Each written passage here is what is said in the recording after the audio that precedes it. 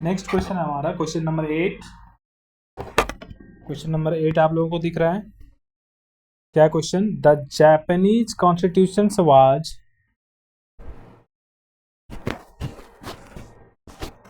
The Japanese constitution was made when the US occupation army was still in control of Japan।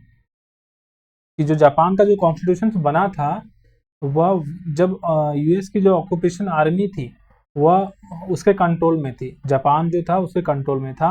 And after it's defeat the second world war, जैसे ही उसका हार हुआ second world war में, the Japanese constitution could not have had any provision.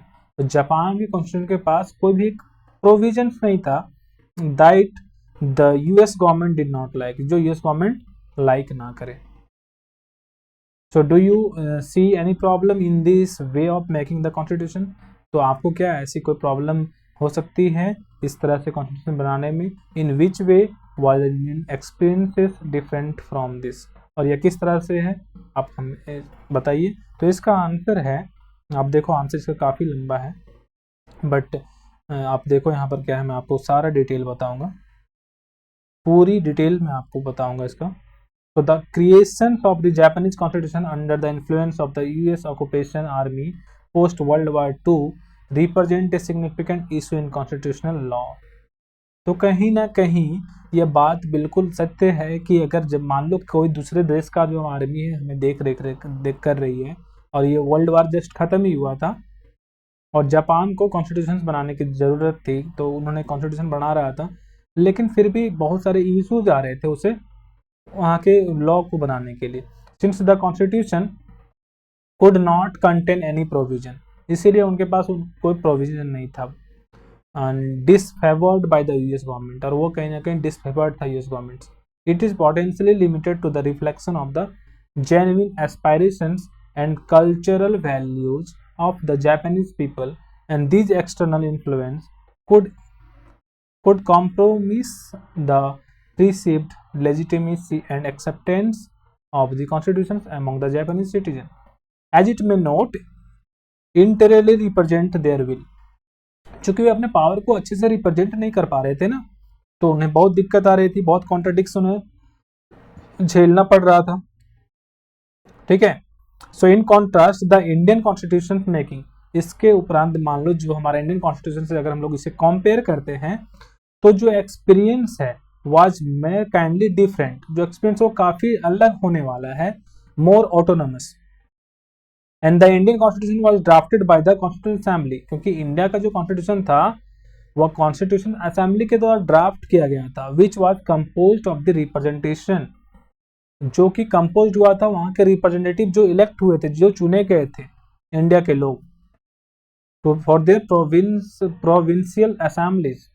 So this process was rooted in the historical process of Indian's long struggle of independence। और यह काफ़ी लंबा process था, काफ़ी रूटेड प्रोसेस था, काफ़ी इतिहास में लोग इसे याद रखते हैं, काफ़ी लंबा स्ट्रगल लड़ाई लड़े थे हम लोग इंडिपेंडेंस के लिए, अपने आज़ादी के लिए, अपने भारत देश की स्वतंत्रता के लिए। Okay, reflecting a broad senses diverse perspectives within the country. हम लोग इसके लिए काफ़ी ज़्यादा डिबेट भी कर रहे थे, प्रत्येक लॉ के लिए, पर एनी चीज़ों के लिए हम लोग डिबेट करते थे, तभी जाकर के ये चीज़ें पास होती थी।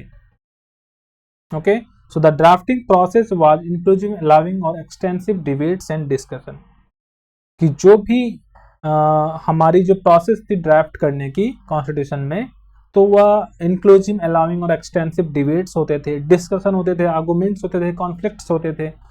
तो सभी चीज़ों को हम लोग इंश्योर करते थे हमारे कॉन्स्टिट्यूशन में, and represent the aspiration, values, needs of the Indian population. जो भी लोगों की नीड्स है वो कलेक्टिव गुड के लिए बढ़िया है कि नहीं, लोगों के हित के लिए काम आएगी कि नहीं, जितने लोग इसमें मूवमेंट्स में शामिल थे उनको इक्वालिटी मिलेगी कि नहीं, उनको फ्रीडम मिलेगा कि नहीं। तो सभी चीज़ों की जो भी हमारे बेसिक राइट थे, जो भी ह्यूमन वेलफेयर थे, पीपल वेलफेयर की चीज़ों की थी, उसे इंश्योर किया गया और उसे इन्फ्लुएंस किया गया। ओके, चलिए, तो अब इसे हम लोग माइंड मैप के थ्रू समझते हैं। अगर आपको इसका नोट्स चाहिए तो आप डायरेक्ट इसे दिए गए लिंक में, डिस्क्रिप्शन में लिंक दिया गया है, आप वहां से वेबसाइट के थ्रू इसे कैश ऑन डिलीवरी ऑर्डर कर सकते हो, नहीं तो आप फ्लिपकार्ट से ऑर्डर कर सकते हो, अमेजोन से ऑर्डर कर सकते हो, सभी जगह अवेलेबल आपको ये मिलेगा। ठीक है, माइंड मैप से इसे समझते हैं हम लोग। Mind map to remember this answer, इस आंसर को रिमेंबर करने के क्योंकि काफी बड़ा आंसर है, तो माइंड मैप से इसे रिमेंबर करते हैं। जापानीज कॉन्स्टिट्यूशन में क्या क्या इश्यूज थे, तो वहां पर यूएस का ऑक्यूपेशन था, यूएस कहीं ना कहीं उस पर दबदबा बना लिया था। Limited representation of the Japanese values, बहुत ही लिमिटेड रिप्रेजेंटेशन थे। वहां पर लेजिटिमेसी का भी कंसर्न था। और लेकिन हमारे इंडियन कॉन्स्टिट्यूशन में क्या डिफरेंस थे वहां के अनुकूल, ये हमारा कॉन्स्टिट्यूशन असेंबली जो है, कॉन्स्टिट्यूएंट असेंबली जो है वो ड्राफ्ट किया था। यहाँ पर लोग इलेक्टेड हुए थे representative, reflective of national consensus, यह कहीं ना कहीं हमारी जो राष्ट्रीय कॉन्सेंसस थी उस पर बात करती थी। ऑटोनोमस एंड इंक्लूसिव प्रोसेस, और ये इनका जो प्रोसेस था वह ऑटोनोमस था एंड इंक्लूसिव था। ठीक है, ये हमारा क्वेश्चन नंबर 8 का आंसर था। आई थिंक आप लोगों को बहुत अच्छे से समझ में आया होगा।